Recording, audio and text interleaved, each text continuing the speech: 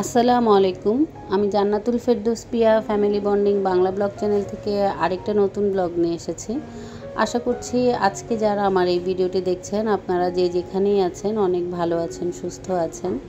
আজকে আমি আপনাদের সাথে শেয়ার করব আমার সকালবেলার নাস্তাটা এবং তারপর আমি দুপুরবেলা কোথায় গিয়েছি এবং রাতে আমি কি রান্না করলাম সেই ধরনের ভিডিওগুলোই সাজিয়েছি। আর সেই সাথে রান্না করার আগে রান্নাঘরের কিছু কাজ সেরে নিয়েছি, সেগুলো সহই আজকের ভিডিওটা আমি আপনাদের সাথে শেয়ার করব। তার আগে যেই নাস্তাটা খাচ্ছি সেটা একটু আপনাদের সাথে দেখাই। আমি আজকে এই পাউরুটির একটা স্যান্ডউইচ খাবো। আর উপরে যেই পুরটা আমি দিচ্ছি সেটা 2 দিন আগে বাচ্চাদের জন্য একটা নাস্তা তৈরি করেছিলাম, তো এই পুরটা রয়ে গেছে। ভাবছি যে এটা দিয়ে আমি আজকে আমার নাস্তাটা খেয়ে ফেলি। চিকেন দিয়ে বানিয়েছিলাম, যদি কখনো বানাই আবার আপনাদের সাথে অবশ্যই শেয়ার করার চেষ্টা করব। আর সেই সাথে 1 কাপ গ্রিন টি হলে আমার নাস্তাটা কিন্তু পুরোপুরি ফুলফিল হয়ে যায়। দুধ চা খেতে চেয়েছিলাম কিন্তু দুধ চা খাওয়ার মতো সেই গ্যাস নেই। ভেবেছিলাম পাউরুটিটাকেও একটু হালকা সেঁকে নেই, তাহলে খেতে আরও বেশি ভালো লাগতো। কিন্তু পাউরুটি সেঁকার মতো গ্যাস নেই, একদমই গ্যাস থাকে না ইদানিং। রান্না করার যেই ধরন বা রান্না করার যেই সময় সেটা কিন্তু এখন একটু চেঞ্জ করতে হবে, যা বুঝতে পারছি, কারণ এটা ডেলি এই সমস্যাটা হচ্ছে। দেখা যাক কি করা যায়, কি করতে পারি। তো আমি এখন এই পাউরুটিটাকে একটু স্যান্ডউইচ আকারে কেটে নিচ্ছি। আর আমার যে সকালবেলার নাস্তা সেটা আমি ফুলফিল করে নিচ্ছি। আর বাচ্চাদেরকে আমি আগেই খাইয়ে দিয়েছিলাম। ওদেরকে খাওয়ানোর পর তারপর একটু নিরিবিলি নাস্তা খাই আর আপনাদের সাথে একটু সেটা শেয়ার করি। আর আজকে আপনাদের কাছে যদি আমার এই ভিডিওটা দেখতে ভালো লেগে যায় তাহলে কিন্তু প্লিজ একটা লাইক দিয়ে দিতে ভুলবেন না, এটা আপনাদের কাছে অনুরোধ। আর যারা আমার এই চ্যানেলটা দেখছেন কিন্তু এখনও সাবস্ক্রাইব করা হয়নি, যদি আপনাদের কাছে আজকের এই ভিডিওর কোনো অংশ ভালো লেগে থাকে তাহলে প্লিজ একটা সাবস্ক্রাইব করে আমার চ্যানেলের পাশেই থেকে যেতে পারেন। আর অল অপশানটা ক্লিক করলে নতুন ভিডিওগুলো কিন্তু আপনাদের সামনে খুব তাড়াতাড়ি চলে আসবে। নাস্তা করতে ভাবছি যে আমার সুন্দর কিছু আপুদের কমেন্ট আজকে পড়ি।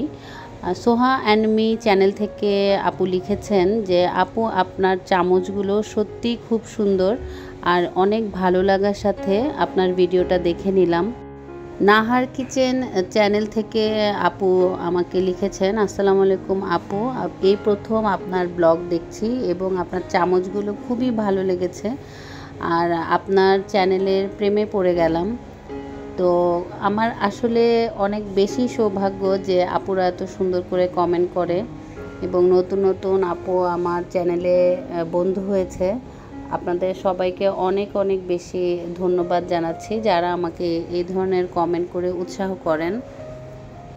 আর আমার খুবই মিষ্টি আর পছন্দের একজন আপু আছে, উনি সব সময় আমাকে কমেন্ট করে। ওই আপুর নাম হচ্ছে রায়হানা রৌফ। তো উনি আমাকে কমেন্ট করেছেন যে আপু মাশাল্লাহ তোমার ভিডিওটা অনেক সুন্দর হয়েছে এবং তোমাকে দেখতে অনেক ভালো লাগছিল। ড্রেসটা কোথা থেকে কিনেছো, রান্নাগুলোও কিন্তু সব সুন্দর হয়েছে।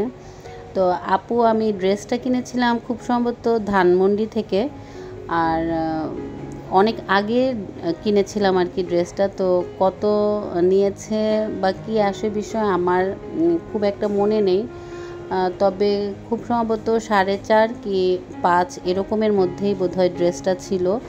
আর বানানো সহ বাকি খরচ বাবদ কত পড়েছে আমি আসলেই মনে করতে পারছি না। তো যাই হোক, আমি খুবই কৃতজ্ঞ যে এত সুন্দর কমেন্ট আপু করে আর প্রত্যেকটা ব্লগে আপু চেষ্টা করে আমাকে কমেন্ট করতে। তো আমার এই জিনিসটা আসলে অনেক বেশি ভালো লাগে। যাই হোক, এখন আপনাদের সবাইকে ধন্যবাদ জানিয়ে আমি আমার ব্লগে ফিরে আসছি। এই যে আমি একটু আগে দেখাচ্ছিলাম যে আমি রেডি হয়েছি, একটা বিয়ে বাড়িতে যাচ্ছিলাম দুপুরবেলা।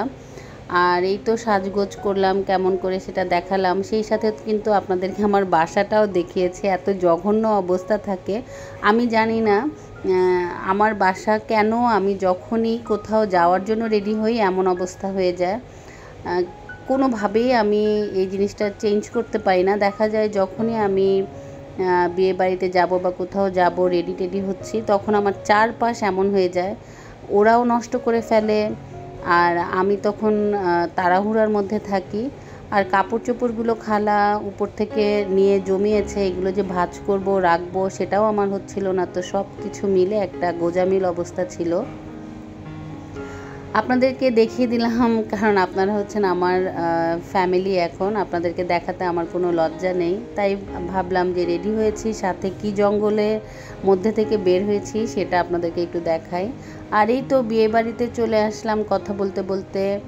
আর আমার মেয়ে কেমন সেজেছে সেটা একটু আপনাদের সাথে শেয়ার করি, আমার ছেলেদেরকেও একটু দেখিয়ে দিয়েছি। আর এখন খাওয়া দাওয়া করব। অনেক দেরিতে আমি আসলে এসেছিলাম, আপনাদের ভাইয়ারা আগে চলে গিয়েছিল আর আমি পরে গাড়ি পাঠিয়েছে, এবং আমার যেতে যেতেও রাস্তায় অনেক জ্যাম ছিল, আমি অনেক দেরিতে গিয়েছি। তো যাই হোক, তারপরেও আমরা আলহামদুলিল্লাহ সুন্দরভাবে খাওয়া দাওয়া করলাম, গল্প করলাম, অনেকক্ষণ ছিলাম। আর বসুন্ধরায় ছিল কনভেনশন সেন্টারটা, খুবই সুন্দর একটা লোকেশনে ছিল, আমার বেশ ভালো লেগেছে। আর খাবারগুলো মাশাআল্লাহ অনেক ভালো রান্নাবান্না ছিল, খুব মজা করেই খেয়েছি। আর সব কিছু মিলে এরকম যখন কোথাও বের হই, পরিচিত মানুষদের সাথে কথা হয়, ভাবিদের সাথে আড্ডা দেওয়া হয়, তো তখন অনেক বেশি আমার ভালো লাগে। আর আমার আড্ডা দিতে ভালো লাগে, গল্প করতে ভালো লাগে। এখন একটু আপনাদেরকে দেখালাম যে কি খেয়েছি। বর, আমরা যখন এসেছি তখন বর এসেছিল, মানে খেতে যখন বসেছি তখন বর এসেছে। তারপর আসলে এত তাড়াহুড়ার মধ্যে আমি আর বরের বউয়ের একসাথে যেই বসা অবস্থায় ভিডিও করব সেটা আর করা হয়নি। আর এই যে চারপাশ দেখতে কত সুন্দর, খোলামেলা, বসুন্ধরা জায়গাটাই এমন, মানে গেলেই মনটা ভালো হয়ে যায় এরকম। তো যাই হোক, এখন খাওয়া দাওয়া করে আমরা বাসার দিকে আবার রওনা দিচ্ছি। বাসায় আসার পরে ভাবলাম যে একটু চা খাই, এসে দেখি আবারও সেই গ্যাস নেই। খুবই মেজাজ খারাপ হচ্ছিল যে ওই দিন আসলে গ্যাসটা অনেক বেশি প্রবলেম করছিল। তো আমি যেহেতু চা খাবই, চা খাওয়া ছাড়া তো আর থাকতে পারবো না, সেই জন্য আমি একটু রাইস কুকারে চা বানিয়ে নিচ্ছি। আর এই মিনি রাইস কুকারটা আমি কিনেছিলাম আমার বাচ্চাদের জন্য, যখন কোথাও ঘুরতে যাই ওদেরকে একটু নুডলস বানিয়ে দিতে পারবো এই জন্য। এখন দেখছি গ্যাস নেই, এই জন্য এখানে আমার টুকটাক তরকারি রান্না করা পড়ে, তারপরে এই যে এরকম চা বানিয়ে খাই, অনেক বেশি কাজে লেগেছে আর কি এই জিনিসটা। ভাবছি একটা ইন্ডাকশান কিনে নিতে হবে, ইন্ডাকশান ছাড়া আসলে হবে না। আর রাইস কুকার আমার বড় আছে, আপনাদের ভাইয়া বাইরে থেকে নিয়ে এসেছিল, কিন্তু এখন আর সেটা আর বের করব না, কারণ আমার রান্নাঘরে রাখার জায়গাটা খুবই কম, স্পেস নাই যেহেতু, এখন আর ওটা বের করব না। তো এই তো রাইস কুকারে চা বানিয়ে আমি এখন চা খেয়ে তারপর আমার বাদ বাকি যেই কাজ সেগুলো করব।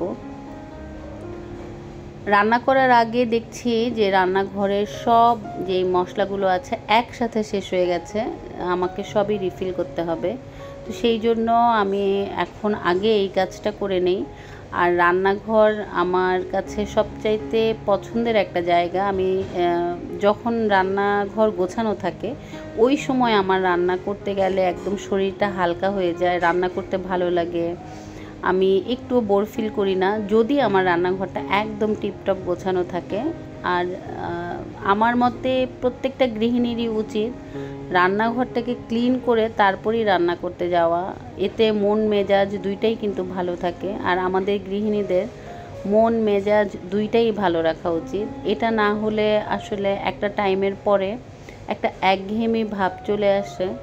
আর এই একঘেয়েমি ভাবটা কিন্তু মাঝে মাঝে অনেক বেশি টায়ার্ড করে দেয় আমাদেরকে, এবং আমাদের কাজের যে ইচ্ছা সেটা আর আসে না, অনেক দিন পর্যন্তই কিন্তু এটা ভোগায়। যদি একটা একঘেয়েমি ভাব, বোরিং ভাব চলে আসে, ভালো লাগা যদি কাজ না করাতে পারি, আমি বিশেষ করে আমারটা বলতে পারি যে তখন আমার আর কোনো কিছুই ভালো লাগে না।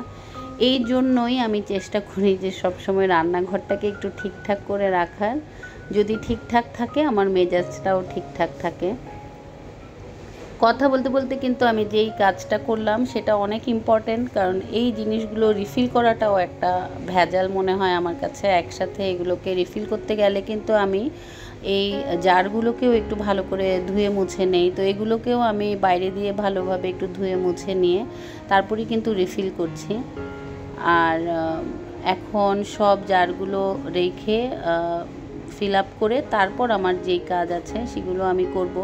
বাকি আরও জিনিস আছে, সেগুলো আজকে আর করব না, দেরি হয়ে যাবে। আর একসাথে সব করলে রান্নাঘরের পিছনেই বেশি সময় দিতে হয়, তো এত সময় দিতে গেলে আবার রাতের রান্নাটা করতে পারবো না। তো এগুলো সব কিছু এখন আমি ঠিকঠাক করে আজকে ভাবছি যে এমন একটা কোনো কিছু রান্না করি যেটা তাড়াতাড়ি হবে। তো খালা আবার আমি সন্ধ্যায় আসতে বলেছিলাম খালাকে, আমার খালায় এসে তারপর চালের রুটি বানিয়ে দিয়েছিল।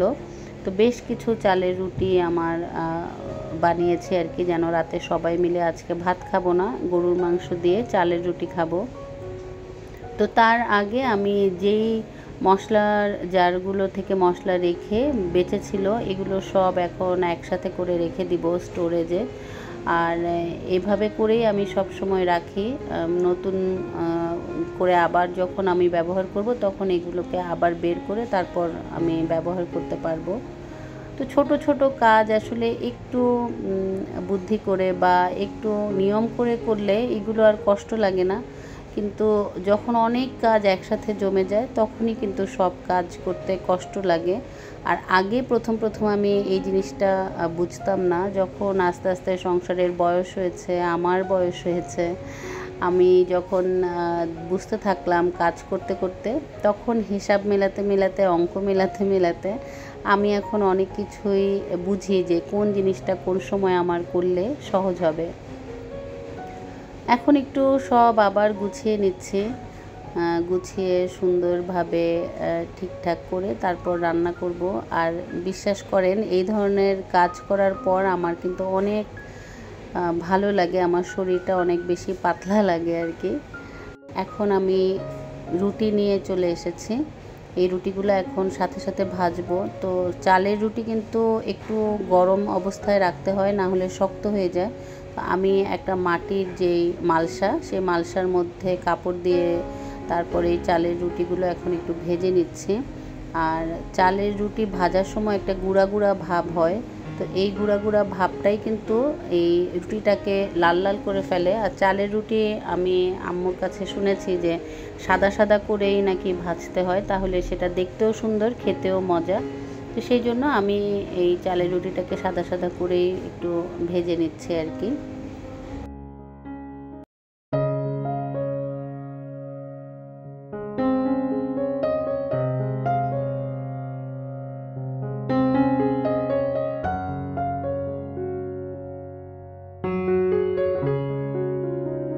এই যেই চালের গুঁড়াটা পড়লো সেটা কিন্তু আমি কাপড় দিয়ে মুছে নিয়ে তারপর আবার দিলাম। আর এইভাবে করে চালের রুটিগুলো ভাজলে অনেক সুন্দরভাবে ভাজা হয়ে যায়।